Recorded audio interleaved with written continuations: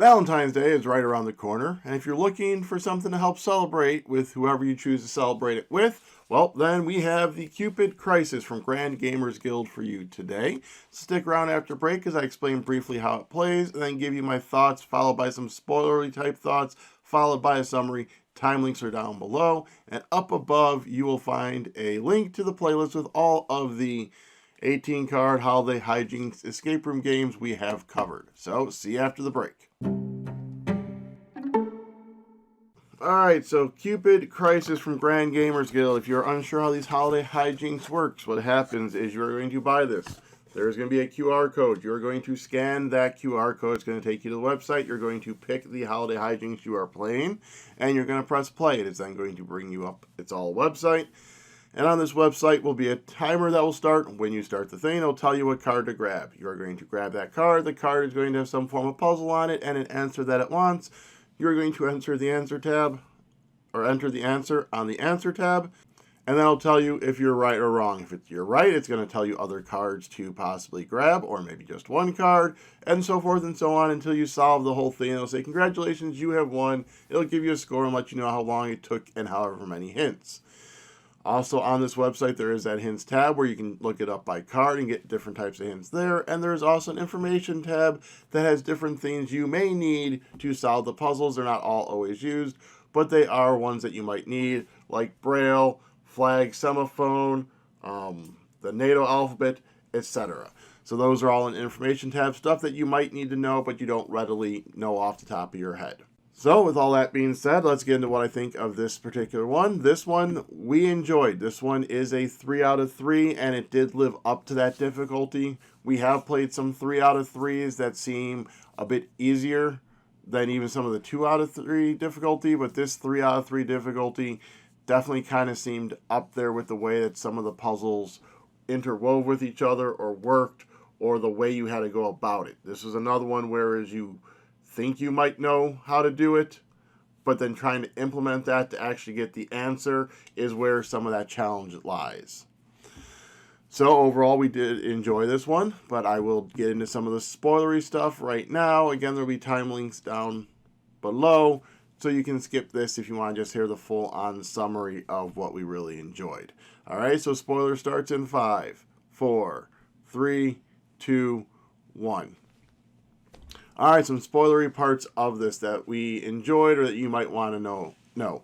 So for this one, it seemed like there was a lot more spatial puzzles that involved either writing on the cards or being able to have paper where you can trace it on there so you can make the stuff there.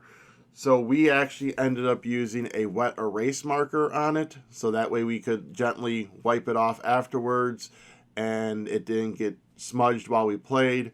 But yeah, it did seem like there was quite a few more of the cards that you would actually have to write on or figure a way around that. Like I said, maybe a piece of paper and drawing it, but even with a couple of them, that might have been hard because you need to actually see how the stuff was on the card at a certain time.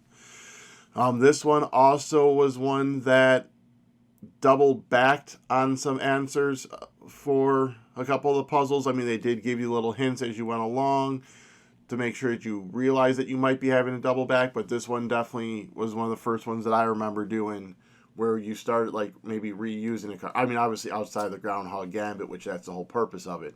But this one, like, well, now go back to this card, or hey, do you remember what this one was, or do you know what this one was, or grab all of these. And also, if you've played any of them, a lot of times you'll end up using a bunch of the cards near the end for some kind of puzzle. This one actually did it in a cool and different way that we definitely did and enjoy. So the puzzles in this one were puzzles that we really liked, we really enjoyed. So this one was a very enjoyable experience for that reason. Like I said, there's certain puzzles that some people like, certain ones they don't, and like certain ones in other games that we've played are like kind of like the weird logic puzzle where it's like almost like math, like this is 2 times longer than this, but then this is half the distance of this, and then what is this number? This one didn't have really many of those. This one had other ones where, like I said, more spatial, so trying to figure that out. A little bit more puzzly aspect with words and different lines and such. So that was why this one actually shined for us more, is the puzzled art. The puzzles were types that we really enjoyed. But that's about all I had to say for Cupid Crisis, so let's get into the summary. So to summarize, we really liked the different puzzles. We liked the puzzles that they did choose to put in this game. We enjoyed the card interaction. I would say it was a little bit more difficult than we prefer, but it didn't detract from the experience at all because we did still enjoy the experience. There is just a few of these that we were kind of just staring at and really felt lost for a while, and that wasn't always a fun feeling. But overall, we did enjoy it and did have a fun experience with it. So again, that is the Cupid Crisis from Grand Gamers Guild. Down below, you'll find links to many things. For starters, you're going to find a link to Cupid Crisis on the Grand Gamers Guild website, so you can purchase it for yourself or a loved one or a friend or whoever you think might want to experience that on, around, or even after Valentine's Day. While you're there, you can also check out the other variety of escape room games that they have, or all their other games in their catalog. All the escape room games, like I said, is in that playlist. That will also be linked down below, so you can hear our thoughts on almost all of those. We do have one left that will be coming out later this year. The other links you can find down there one is to our Ko-fi, where you can help support the channel by buying me a drink and maybe help me celebrate Valentine's Day with the bride. You can also support our Patreon. That's another way to help support the channel. Beyond links, there are little buttons you can push, and those buttons are to like, subscribe, share, ring the bell. You can comment and let me know if you have played one of the holiday hijinks and which one is your favorite. Alrighty, so until the next video, I hope you all will be mine.